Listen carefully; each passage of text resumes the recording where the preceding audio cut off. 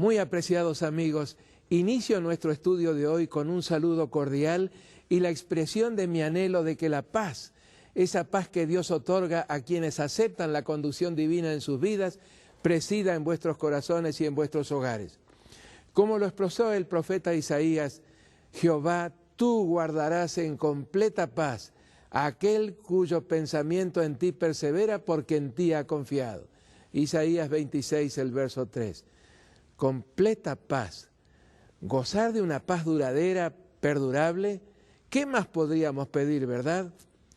Nos cuenta el Evangelio que en una cierta ocasión, después de uno de los discursos de Jesús, mucha gente se apartó de él, argumentando que sus enseñanzas eran demasiado duras, que los lastimaban en sus creencias y convicciones religiosas y que por lo tanto les resultaban intolerables.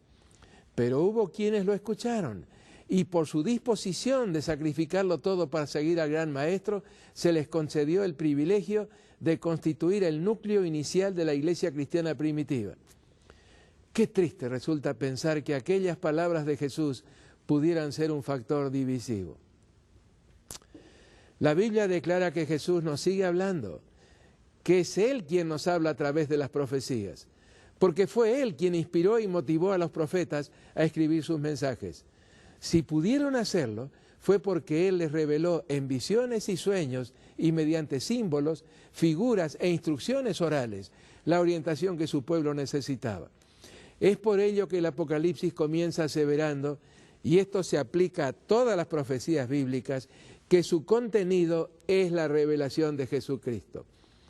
En otras palabras, todavía hoy es Jesucristo quien nos habla a través de los profetas.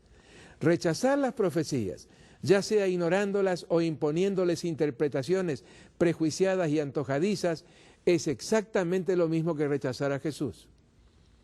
¿Y qué esperanza podría quedar para los que así reaccionan? Esta es una pregunta muy seria, porque como tan indubitablemente lo declara San Pedro en Hechos capítulo 4, verso 12, en ningún otro hay salvación, porque no hay otro nombre bajo el cielo dado a los hombres en que podamos ser salvos. Reanudemos ahora nuestro estudio de Daniel capítulo 7. No insistiré ya más en la representación simbólica que el capítulo ofrece de los 4 imperios universales. Ya hemos dejado atrás el simbolismo del león alado babilónico, del voraz oso medo-persa, del leopardo greco-macedónico con sus 4 cabezas y sus 4 alas, y de la bestia romana de ferocidad indescriptible. Tampoco es necesario volver sobre el proceso de declinación y caída del 4 imperio universal Roma y la inexorable fragmentación de su territorio entre una decena de pueblos germánicos. Todo esto es importante, pero accesorio. ¿Qué quiero decir con esto? Que lo que el capítulo dice acerca de la sucesión de imperios es importante tan solo porque nos va conduciendo a través de los siglos a algo que supera a todo lo anterior. El surgimiento del poder representado por un cuerno, un poder que habría de emerger de la cabeza misma del extinto imperio romano y que recibiría como herencia todo lo obrado por Satanás, el gran rebelde y enemigo de Cristo, a través de esos 4 imperios universales. De esa entidad enigmática, Daniel 7 presenta nada menos que 15 características identificadoras, de las cuales consideramos 3 en nuestro tema anterior. Esas 3 que ya hemos estudiado son de por sí más que suficientes como para identificar al cuerno pequeño, como el poder político religioso romano que surgió de Roma y todavía en nuestros días tiene su sede en esa ciudad. Sin embargo, y para evitar toda conjetura y toda especulación acerca de la verdadera identidad y naturaleza de este poder, el Señor nos ha proporcionado otras 12 avenidas o coordenadas convergentes adicionales, todas ellas haciendo más que evidente aún la inspiración que lo motiva. En un rápido vistazo a lo que llevamos estudiado hasta ahora, cuando se eclipsara el Imperio Romano el vasto territorio de su ala occidental, más o menos coincidente con el continente europeo, habría de fragmentarse en un buen número de reinos menores. Después de que ello ocurriera, no simultáneamente, no antes, sino después, un nuevo poder, de naturaleza diferente, no divina por cierto, comenzaría a hacer sentir su presencia e influencia en ese escenario. No solamente se anticipó que habría de surgir de lo que había sido el colosal imperio romano, sino también que lo haría en su misma capital, la ciudad de Roma. En síntesis, sería un poder romano, no solo político, sino también religioso, definidamente religioso. La tercera de estas características, como lo vimos en nuestro tema anterior, muestra que el cuerno pequeño habría de ser la perfección más acabada de lo que Satanás originó en Babilonia, y que él fue refinando y puliendo mediante los 3 imperios que sucedieron a Babilonia. Lo podemos ver con claridad, especialmente en los 3 versos de Daniel 7, los versos 8, 11 y 12. El primero, el verso 8, describe el surgimiento del cuerno y lo hace así: mientras yo contemplaba los cuernos, he aquí que otro cuerno pequeño salía entre ellos, y delante de él fueron arrancados 3 cuernos de los primeros, y he aquí que este cuerno tenía ojos como de hombre y una boca que hablaba grandes cosas. Este versículo detalla anticipadamente el cómo de su surgimiento. Así como los otros 10 cuernos, este también emergería de la cabeza de la cuarta bestia, es decir, del imperio romano, y su crecimiento habría de ser posible por la eliminación de 3 de los cuernos originales. El mismo verso 8 también anticipa los medios que utilizaría para imponerse. En primer lugar, ojos como de hombre, es decir, astucia, inteligencia, previsión y planificación de su estrategia. Al describir esos ojos como de hombre, hace claro que no son de origen divino. Y en segundo lugar, una boca que hablaba grandes cosas, símbolos de arrogancia, de prepotencia, pretensiones suprahumanas, es decir, blasfemias, como se las refiere en otros pasajes de este mismo capítulo. El segundo, el verso 11, describe la caída del imperio romano con estas palabras: yo entonces miraba a causa del sonido de las grandes palabras que hablaba el cuerno, miraba hasta que mataron a la bestia, y su cuerpo fue destrozado y entregado para ser quemado en el fuego. ¡Qué declaración tan notable! Primero, porque hace muy claro que la destrucción del imperio no habría de significar la desaparición de los 10 cuernos, ni tampoco la del cuerno pequeño. Segundo, porque anticipa que a medida que el imperio se fuera debilitando, el cuerno pequeño papal se volvería más y más poderoso. Y tercero, que el sonido de las grandes palabras que hablaba el cuerno, es decir, sus demandas arrogantes y prepotentes, sus blasfemias, alcanzarían su pleno volumen recién cuando el imperio romano desapareciera por completo. El tercero de estos versos, el verso 12, nos sorprende grandemente con la información de que, a pesar de que la desaparición de los 4 imperios habría de completarse con la caída del cuarto de ellos, Roma, ¿en qué año? 476, todos ellos seguirían ejerciendo su influencia.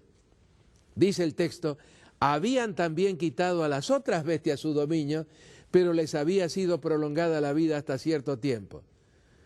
¿Cómo podría ser posible algo así? Porque seguirían viviendo en el poder que los heredó a todos ellos, en el cuerno pequeño.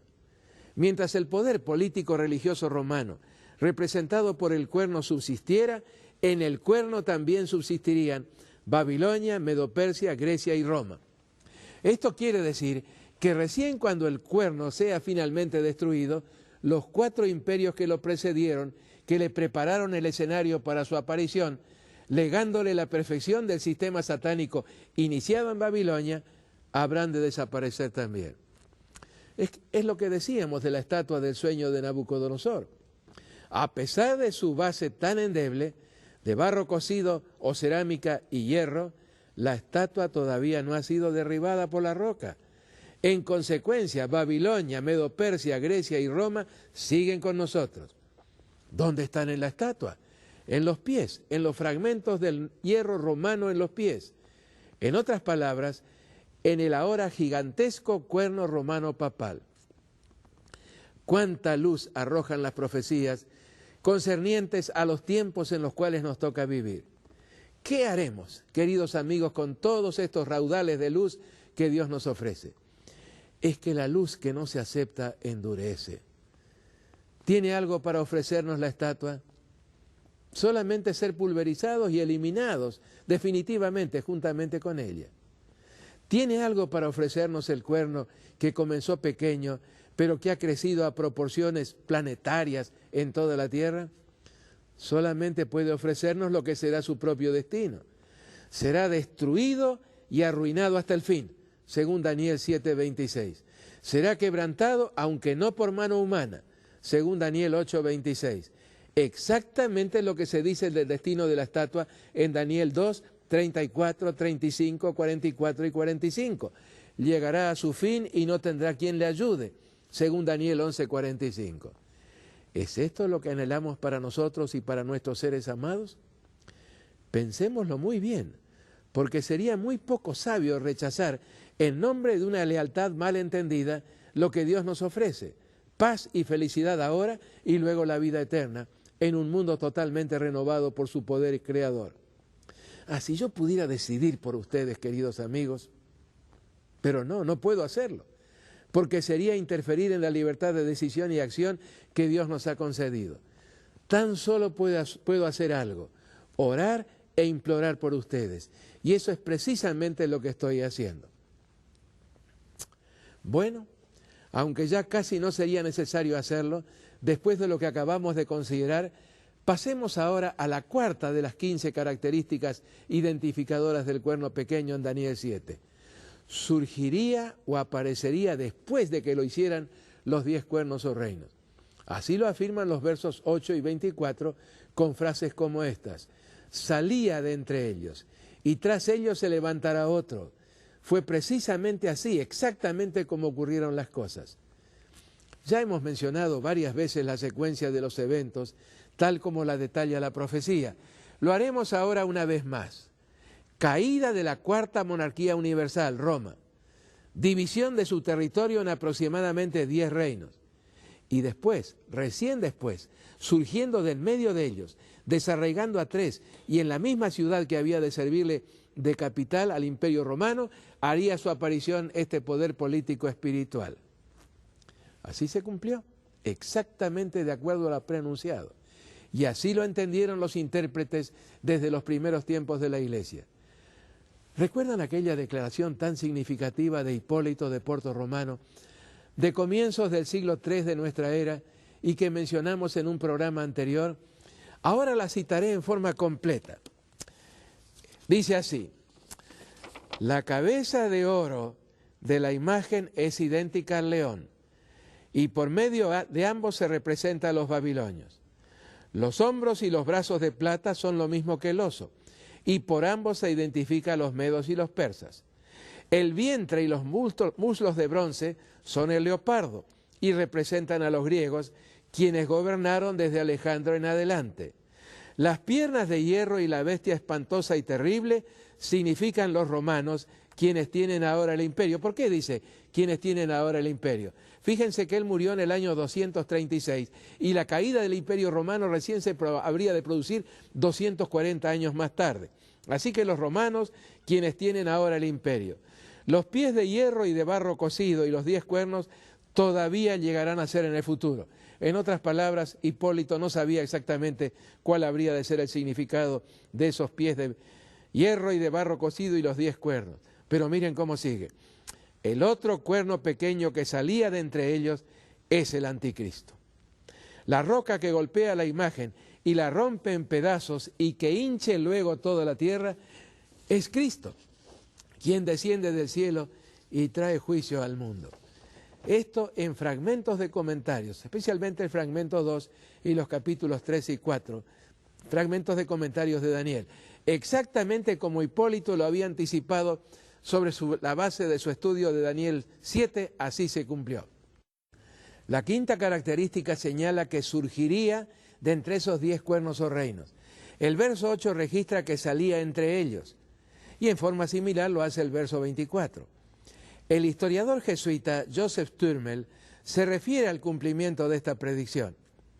En su notable obra, The Latin Church in the Middle Ages, la Iglesia Latina durante la Edad Media, publicada en Nueva York en 1915, se expresó así: el imperio romano estaba cayendo en decadencia.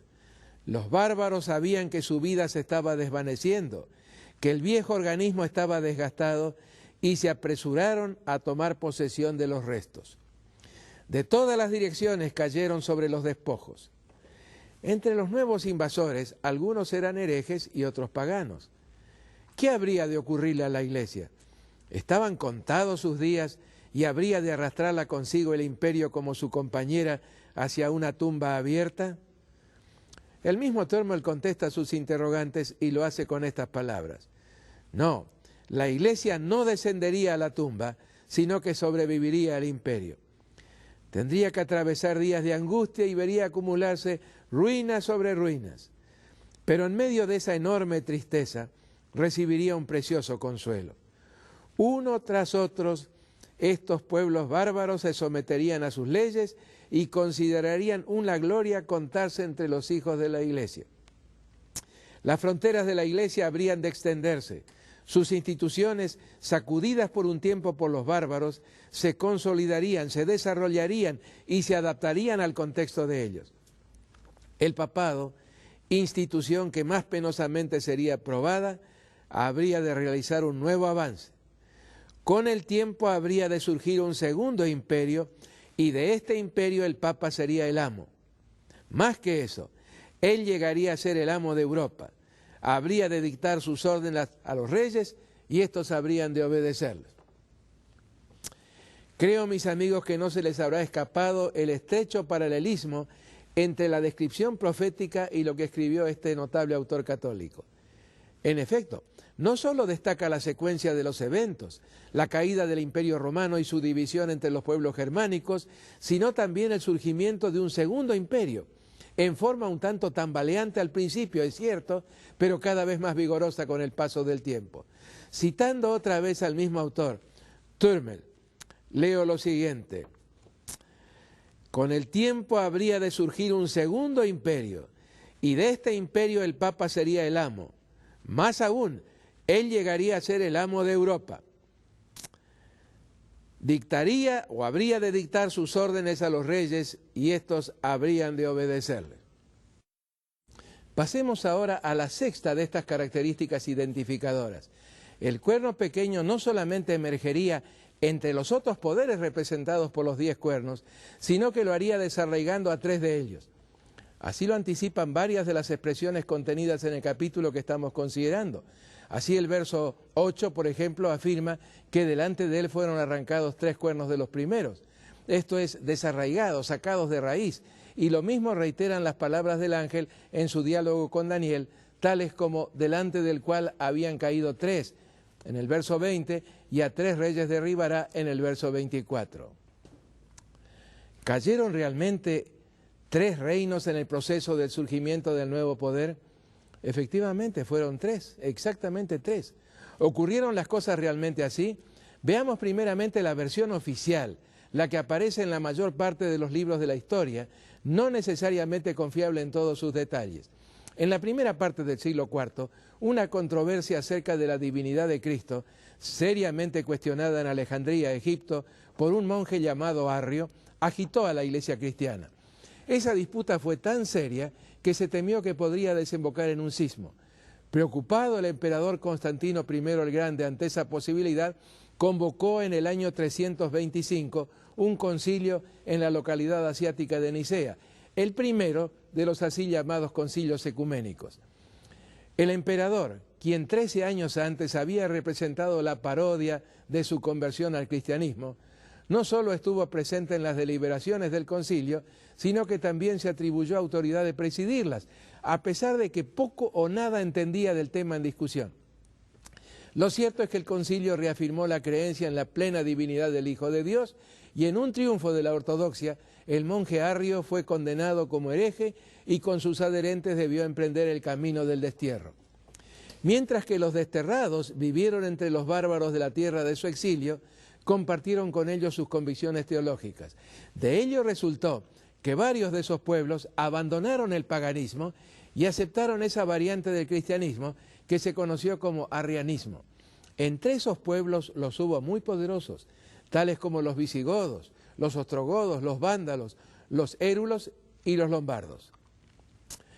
Cuando los érulos tomaron control de Italia, de hecho fue Odoacro, el jefe de esa tribu, quien destronó al último emperador romano, la situación del obispo de Roma se tornó muy delicada, ya que estaba a completa merced de los arrianos. La situación se hacía más grave aún porque los vándalos dominaban todo el norte de África y parte de España, y los ostrogodos el norte de Italia y parte de la península balcánica. El papado resultaba algo así como una especie de islote aislado en medio de un océano arriano. A menos que pudiera hacerse algo para contrarrestar el poder e influencia de esos pueblos arrianos, la subsistencia misma del papado se volvería muy comprometida. Los hilos de la diplomacia papal comenzaron a tenderse velozmente en busca de la ayuda de Constantinopla y de sus emperadores católicos, y esos esfuerzos comenzaron a dar resultado. Zenón, emperador del Imperio Romano de Oriente, firmó un acuerdo con Teodorico, el jefe de los ostrogodos, por el que Teodorico se comprometió a destruir a los érulos, y así lo hizo completamente. Para el año 493 había caído el primero de los 3 cuernos o reinos, pero todavía debían desaparecer 2 más en cumplimiento de la profecía. Así y todo, la situación en la que se encontraba el obispo de Roma no se había solucionado definitivamente, ya que Italia había quedado ahora bajo los ostrogodos, también arrianos, aunque algo más tolerante, cierto, de lo que lo habían sido los érulos. Como el Imperio Romano de Oriente continuaba su presión contra los arrianos, Teodorico, el ya mencionado jefe de los ostrogodos, envió al Papa Juan I a Constantinopla a fin de tratar de convencer al emperador de que los dejara tranquilos. Eso ocurrió en el año 533 y poco después Teodorico encarceló al Papa. El peligro más serio, por otro lado, estaba representado por los vándalos, asentados como lo estaban en el norte de África desde el año 439. Arrianos fanáticos no hacían esfuerzo alguno por mantener en secreto su objetivo de terminar con el catolicismo, religión a la que consideraban herética. Finalmente, y a pesar de la distancia, los bizantinos decidieron intervenir en forma directa. Desde Constantinopla, Justiniano I envió sus mejores tropas y con ellas exterminó primeramente a los vándalos en el año 534 y a los ostrogodos después. Estos últimos debieron abandonar Roma definitivamente en el año 538 y unos 16 años más tarde cayeron exterminados en las cercanías de Nápoles. Con la desaparición de estos 3 reinos germanos arrianos, la subsistencia más la hegemonía de la institución papal quedaron aseguradas. Muy poco después, y para no correr la misma suerte de sus hermanos, se produjo la conversión, entre comillas, más supuesta que real, de visigodos y lombardos al catolicismo romano. Sinceramente, apreciados amigos, perderíamos el tiempo tratando de encontrar algún otro cumplimiento para esta sexta característica. Fue delante del poder que surgió después de la división del Imperio Romano cómo cayeron estos 3 pueblos o naciones, o cuernos. Fueron 3 y solamente 3 los exterminados: érulos, vándalos y ostrogodos, 3 pueblos arrianos. Hasta aquí lo que referí como la versión oficial, la versión del Vaticano. Sin embargo, documentos encontrados recientemente sugieren una variante realmente sorprendente: que esos pueblos pertenecían a la Iglesia cristiana germánica, que creía firmemente en la plena divinidad de Cristo. En consecuencia, lo de arrianos podría merecer una cuidadosa revisión. Además, la Iglesia cristiana germánica, en obediencia al 4º mandamiento del Decálogo, guardaba el sábado, el 7º día de la semana. Así las cosas, la eliminación de estos pueblos fue precondición indispensable para imponer como día de adoración el primer día de la semana, domingo, en lugar del sábado. Para el encumbramiento del obispo de Roma y para hacer posible la introducción de otras muchas herejías en el seno del cristianismo mayoritario. En bien de la brevedad, no continuaré con los detalles, pero es como para pensarlo, ¿verdad, amigos? Antes de pasar a la consideración de la 7ª característica, quisiera sugerirles que no olviden el año 538. Es una fecha doblemente importante. Primero, porque en el año 538, completada ya la eliminación de estos 3 pueblos germánicos, había cesado el peligro para el papado. Y segundo, porque en el mismo año 538 entró en vigencia el edicto firmado 5 años antes por Justiniano I, emperador del Imperio Romano de Oriente, con capital en Constantinopla. Ese edicto reconocía al Papa como cabeza de todas las santas iglesias y de todos los santos sacerdotes de Dios, y le otorgaba plena autoridad de sentar o decidir doctrinas y para perseguir a los herejes y disidentes. Incorporado después en el célebre Código de Justiniano, confirió al papado la atribución de imponer sus dogmas por la fuerza. Así que, amigos, no olviden este año 538. A partir de ese año, el obispo de Roma quedó legalmente autorizado para perseguir y aún ejecutar a cualquiera que no acatara su autoridad. Y así llegamos a la conclusión de nuestro estudio de hoy. En nuestro próximo encuentro tendremos que analizar algunas otras características del poder representado por el símbolo del cuerno pequeño.